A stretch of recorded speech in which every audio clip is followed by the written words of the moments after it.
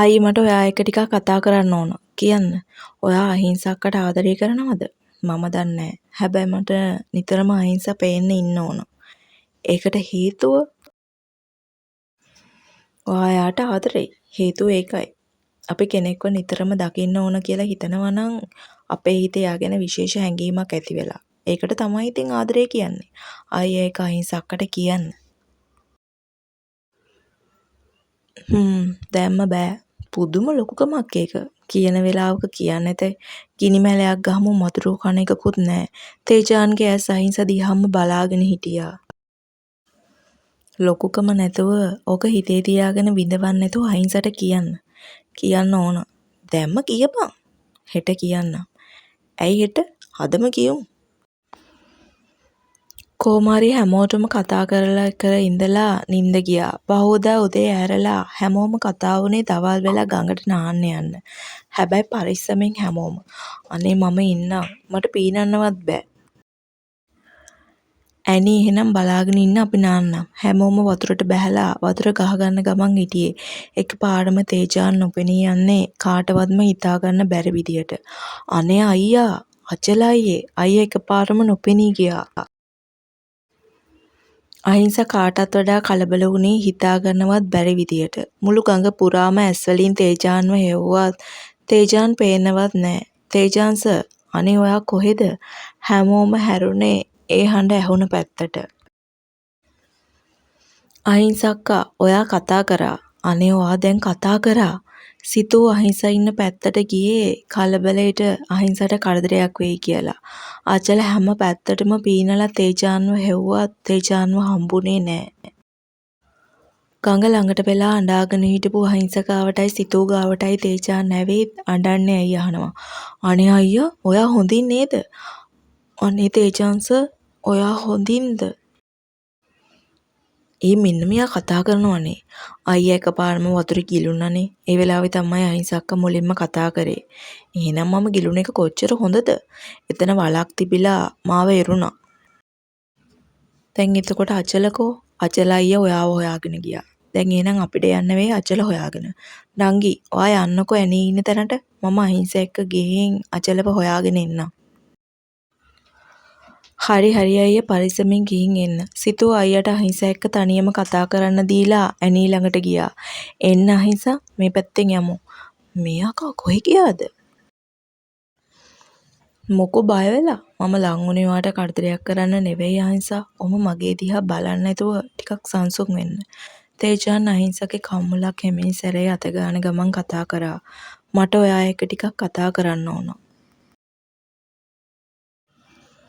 අහිංසා, මම මීට අවුරුදු 5කට කලින් කෙනෙක්ට පණගේ පණටත් වඩා ආදරය කරා. හැබැයි එයා ගෙදර අයගේ කීමට මාව අතෑරලා වෙන කෙනෙක්ව කසාද බැඳලා මාව දාලා සදාටම යන්න ගියා. එදා ඉඳන් මගේ මුළු ලෝකෙම කඩාගෙන වැටුණා. මම ජීවත් වුණේ මගේ නංගි වෙනුවෙන්. මම නැති වුණොත් එයාට කාත් කවුරුත් නැති වෙන නිසා. ඉතින් අහිංසා, මම අවුරුදු ගාණක් විඳෙව්වා. මට හිත හදාගන්න බැරුව මම මගේ නංගිට ඇරෙන්න කෙල්ලෝ සංහතියටම වෛර කරා.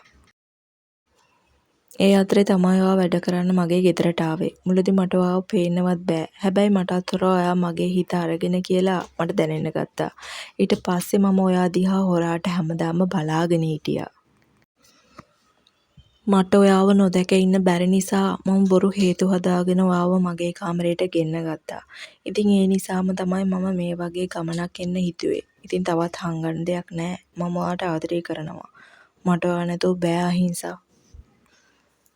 මට කියන්න, ඔයාත් මට ආදරය කරනවද? නැතුව ඇති නේද? මම මහා නපුරු මිනිහෙක්නේ. ඔයාට කොච්චර බැන්නද? එහෙම නෑ තේජාන් සර් නපුරු වුණාට සර්ගේ හිත හරිම හොඳයි. එහෙමද? මම අහපු ප්‍රශ්නේ මගේ ඇරියා නේද? නෑ මේ ආදරෙයිද නැද්ද? හරි. ඔයා හිතුණු වෙලාවක කියන්න. දැන් යමුද? අරුව ගහගෙන ගිහින්ද දන්නේ නෑ. පිස්සු කෙල්ල. මොනා හරි කිව්වම hina වෙන්න හොඳට දන්නවනේ. ආයේ සර් කෑලි බෑ. තේජාන් විතරයි. ඒයි මූසලෙව් උතරට වෙලා කැකිලි බලන්න නැතුව ඇවිත් මාව උඩට ගන්න. තෝ හොයාගෙන ඇවිත් තමයි මට මෙහෙම වුනේ. ඒ අචල ඔබ වල ඇතුලේද ඉන්නේ? නෑ, මේ කල උඩ. ඉක්මන් කරපන් තේජාන්, මට හුස්ම ගන්න අමාරුයි. අචල කලබල නොවී හිටපන්. මම වැලක් හොයාගන්නකම්. ඉක්මනට හොයපන් මගේ හුස්ම හිර වෙලා මේක ඇතුලේ මැරෙන්න කලින්. ඔන්න ළමයි ඉතින් කතාව අරගෙන ඇවිල්ලා තියෙන්නේ. ඉතින් සමහර අයට නම් පුංචි කොටසක් මදි. සමහර අය මට බැනලා කමෙන්ට් කරා. තේරුම් ගන්න පුළුවන් අය කතාව කියවයි. මොකද මේ ඇත්තටම මේ මට හැමදාම කතාවේ බ්ලොග් කොටසක් ලියා ගන්න බැරි නිසා මම කතාව දෙන්නේ. ඉතින් මේ මොකද්ද මේ මට හැමදාම කතාව දාන්න කියලා YouTube එකෙන් කියලා තියෙනවා. මොකද ඒ නිසා මම අනිවාර්යෙන් පුංචි කොටසක් හරි දාන්න ඕන නිසා මේ මොකද මම බබා කරන දේවල් වලට මගේ මේ අවධානය දෙන ගමන් තමයි මම කතාවත් ලියන්නේ. ඒ නිසා ඇත්තටම මට අමාරුයි. ඒක තේරුම් ගන්න පුළුවන් අයට තේරෙයි. මේ තේරුම් ගන්න බැරිත් ගෑනු අයට විතරයි. පිරිමි අය නම් කවුරුත් මට බැලලා කමෙන්ට් කරලා නැහැ. ගෑනු අයම තමයි බැලලා කමෙන්ට් කරලා තියෙන්නේ. මේ බලන අයත් එක මම තරහ නැහැ.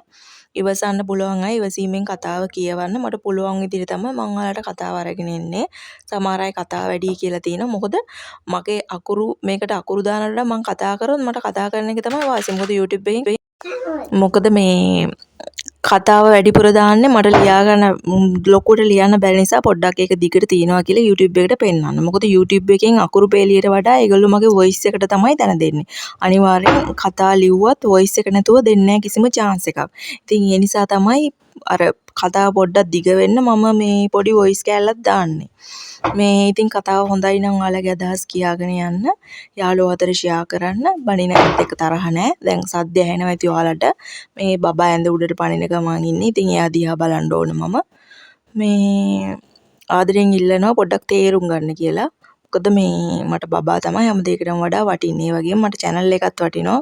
කතා ලියන්නත් ඕනේ. ඒක අතාර ඉන්නත් බෑ. ඉතින් ඒ නිසා තමයි මේ හැමදාම පොඩි කොටසක් හරි දාලා channel එක ඉස්සරහට ගෙනියන්න උත්සාහ කරන්නේ.